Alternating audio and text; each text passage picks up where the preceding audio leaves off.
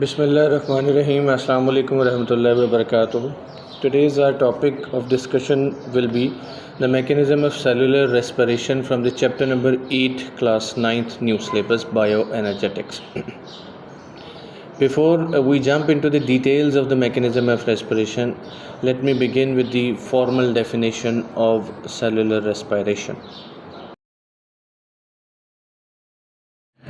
If we define the cellular respiration, it says that organism utilizes carbon to hydrogen bonds present in the food by using oxygen, and this breakdown of the food yields energy into ATP. आसान ज़ुबान में अगर मैं बात करूँ तो सबसे पहले तो हमें ये चीज़ देखना यहाँ पर ज़रूरी है कि this is a cellular process which means it takes place at every cell present in our body.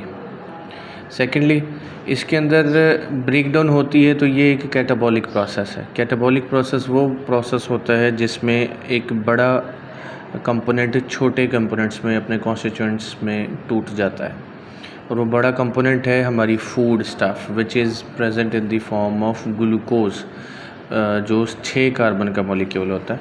And this oxygen comes from the inhalation while breathing, और जब हम ऑक्सीजन एनवायरनमेंट से इनहेल करते हैं तो फिर वो ऑक्सीजन हमारी जिस्म में एंटर होने के बाद हमारे सेल्स में जो फूड का पार्टिकल आता है उसमें मौजूद कार्बन टू हाइड्रोजन बॉन्ड्स को तोड़ देती है. इसको ऑक्सीडेशन भी बोलते हैं.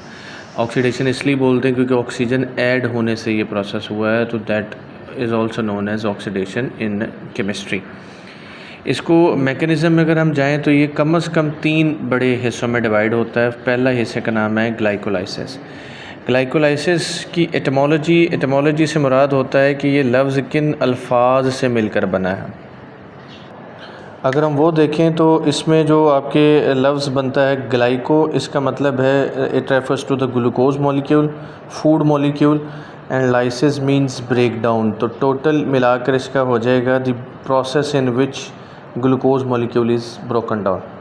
तो ये 2 अल्फाज के मजमूए से बनता है, और इसकी डेफिनेशन भी यही होगी. If someone ask you to define glycolysis तो it means the process in which glucose molecule is broken down into the further constituents. इसके इवेंट्स से मुराद ये किस तरह से वकूअ पज़ीर होता है. इसमें जो सबसे पहला स्टेप है उसके अंदर 6 कार्बन रखने वाला ग्लूकोज टूट जाता है 2 मॉलिक्यूल्स में ऑफ पायरुविक एसिड, जिसमें 3 कार्बन होते हैं. इस दौरानिये में बनती हैं 2 ATP मॉलिक्यूल और 2 NADH मॉलिक्यूल. हमारे जिस्म में एनर्जी करेंसी होती है ATP. हर सेल एनर्जी जो इस्तेमाल करता है, जो यूजेबल फॉर्म ऑफ एनर्जी है, वो ATP है. इसी चैप्टर में आगे जाकर हम ATP के यूज़ और स्ट्रक्चर वगैरह पे बात करेंगे भी इंशाल्लाह. ATPs हमारी बॉडी का energy currency of each cell है. जस्ट लाइक दैट हमारा जिस तरह करेंसी नोट होता है उसमें सबसे छोटा नोट 10 रुपये का, जस्ट लाइक दैट ये भी हमारी बॉडी में पाए जाने वाली एनर्जी रिजर्वायर्स में से सबसे छोटा करेंसी नोट है. इसके बड़े नोट्स होते हैं, बड़े करेंसी यूनिट्स होते हैं NADH, FADH एक्सेट्रा. ग्लाइकोलाइसिस का जो स्टेप है ये साइटोप्लाज्म में होता है. साइटोप्लाज्म एक स्ट्रक्चर है, इसमें ऑर्गेनिजम्स में पाया जाता है. आपने इसके बारे में चैप्टर 3 के अंदर जो है वो तफसील से पढ़ लिया है. This is very important point. Oxygen is not required in glycolysis, इसीलिए ये एनाएरोबिक रेस्पिरेशन में भी होता है और एरोबिक में भी होता है. अगर आपसे पूछा जाए what is the commonality between bacterial respiration and human respiration, तो you must know both of organism start their respiration with the similar step that is glycolysis. इनके आखिर में बनने वाले प्रोडक्ट्स की मिकदार में तब्दीली ज़रूर होती है, अदरवाइज़ इनकी प्रोसीजरल डिटेल्स सेम रहती हैं. Starting with the reaction, as it is a biochemical process, तो इसका रिएक्शन होगा. ये 6 कार्बन मेंशन हुए हैं ग्लूकोज के, ये इन सर्कुलर फॉर्म्स. यहाँ पर ये ATP ADP में यानी यूटिलाइज़ हुई है. यहाँ पर 4 ADP के मॉलिक्यूल्स ATP में कन्वर्ट हुए हैं, और यहाँ पर NAD के मॉलिक्यूल जो है वो रिड्यूस हुए हैं इनटू NADH. और आगे आपके पास 3 कार्बन रखने वाले 2 पायरुविक एसिड के मॉलिक्यूल्स बने. Energy gain, total energy gain इसका होता है जी 2 ATP and 2 NADH molecule. This is very important conceptual interesting fact एक NADH का मॉलिक्यूल जो यहाँ पर 2 बने हैं, एक NADH का मॉलिक्यूल 3 ATP प्रोड्यूस करता है इलेक्ट्रॉन ट्रांसपोर्ट चेन, जो हम इंशाल्लाह नेक्स्ट लेक्चर में डाइसेक्ट करेंगे इसकी डिटेल्स को इंशाल्लाह। लेकिन ग्लाइकोलाइसिस के केस में NADH yields only 2 molecules of ATP. If you ask why, this would be a very conceptually sound question. तो इसका जवाब ये है कि जो ग्लाइकोलिसिस है, which is the first step, it takes place in cytoplasm, we just studied above. और इससे आगे आने वाली सेलुलर रेस्पिरेशन की जो स्टेजेस हैं, those takes place in mitochondria. तो साइटोप्लाज्म से माइटोकॉन्ड्रिया तक का जो सफ़र है, उस दौरानिए में जो एनर्जी लगती है, उसमें 2 ATP इस्तेमाल हो जाते हैं। टोटल 6 ATP पैदा करेंगे 2 मॉलिक्यूल्स, जिनमें से 2 ATPs यूटिलाइज़ हो जाएंगी और वो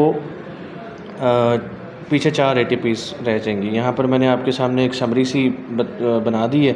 डायरेक्टली प्रोड्यूस्ड ATPs 2 हैं, ATP फ्रॉम NADH 6 हैं, तो टोटल 8 होगी मिलाकर, लेकिन कंज्यूम हो जाती है ट्रांसपोर्ट में 2, तो पीछे आपके पास जो नेट गेन बचता है, दैट इज़ 6 ATPs।